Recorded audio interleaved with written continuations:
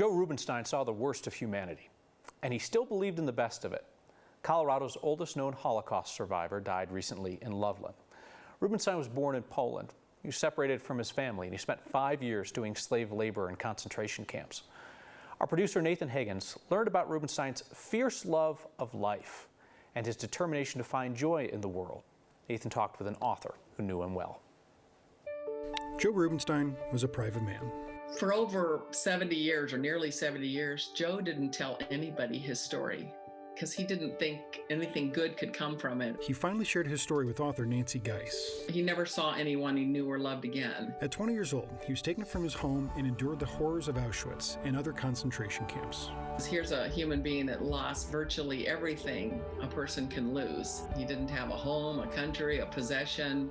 You know, just it's really unimaginable that what he lost. Yet Rubinstein wants to be remembered for his life after he found freedom.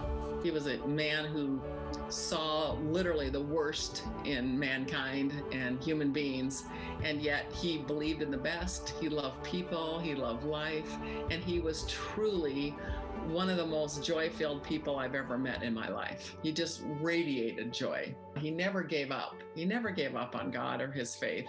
He and his wife Irene moved to the U.S. in 1950, where they created a new life, and he worked as a shoe designer. To the day he died, if you mentioned shoes, he just lit up. Here's a man who saw so much brutality and so many things that were beyond horrific and ugly. And he spent his life creating something of beauty and comfort for people to wear. Joe Rubinstein always found the joy in life. No matter how dark things appear, that they will change. And you know, he just never gave up on life. He said, Nancy, tell everybody they must love life, they must love God, they must love each other. That's all there is. And he lived into that. With no matter what, Joe lived into that. Joe Rubinstein was 101 years old. He's survived by a son, daughter-in-law, 3 grandchildren, and his wife Irene. They were married for 74 years.